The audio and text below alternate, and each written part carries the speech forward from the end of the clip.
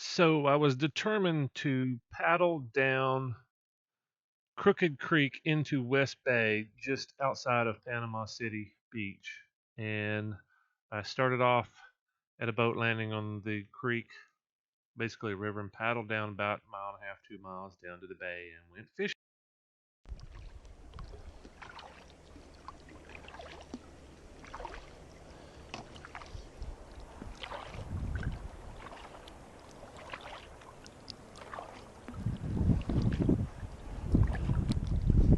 I don't know if you can see it, but there's an eagle up there in that nest. That's him carrying on up there. Or her. To throw my first cast out in the bay.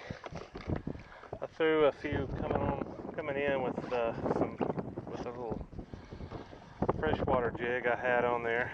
But now I am set up for saltwater, and specifically redfish and speckled trout. We'll see. We'll see how I do.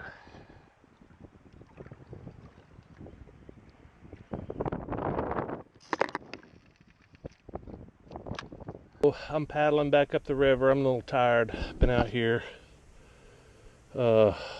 almost 3 hours, and I got a nibble, but I guess it's just I mean, there's a reason why nobody else is fishing, I guess.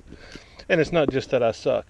I bet I can catch a fish. I just wanted to come out and try it, and I wanted to paddle down the river. But next time, if I'm going to fish in the bay, I think I'm going to put in the bay. This is a lot of work. A lot of work to get out here, and you know, if you decide you're tired, it's still going to take me an hour to paddle back to the boat. So anyway, I'm headed back. It's been a beautiful day, though. The wind's perfect. The sky's perfect. The sun's perfect. And I think I actually broke a sweat, so another reason why I should go back.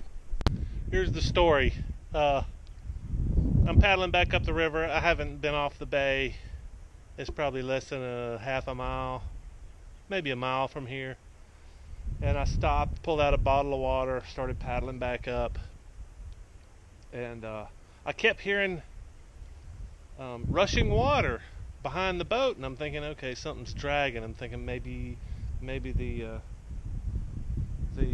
anchor line is dragging, because it's making a lot more racket than I'm used to. It sounds like water, rushing water, you know, going up like into a sink.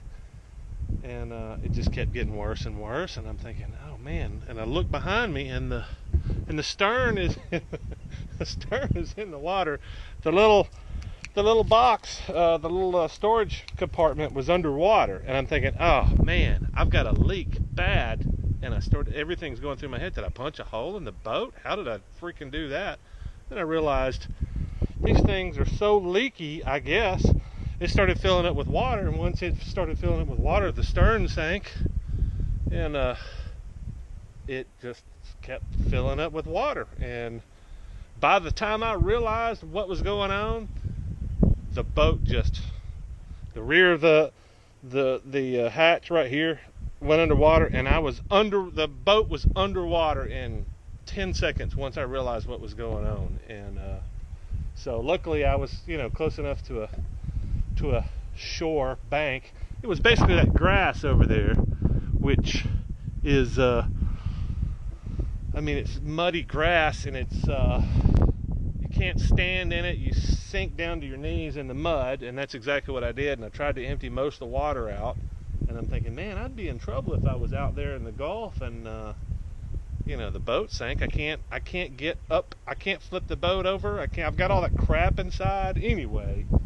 So I was just on the other side of that grass right there, and remembered there was a private landing here, and I think this is Crooked Creek landing, but you know, private property. But anyway, I need to get out and empty my boat, and I don't have shoes.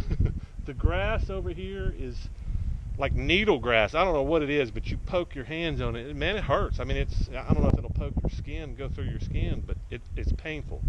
But lost my shoes, or my flip-flops, out there in the mud. So yeah, and here I am. I just wanted to to. I'm gonna get I'm gonna get some video of this me pouring out the water. See how much water is actually left. I poured out a whole bunch. I poured out 90, 80, probably 80% of the water that was in the boat. And I'm gonna pour out the rest. I swear I thought I caught a fish in here, and I pulled everything out and couldn't find the fish. So I guess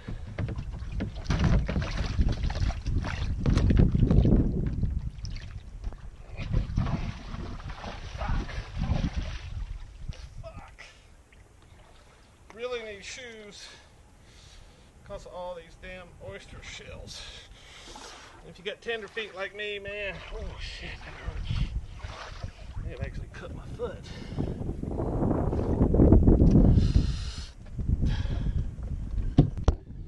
Man, that's a lot of blood. Must have cut it pretty deep.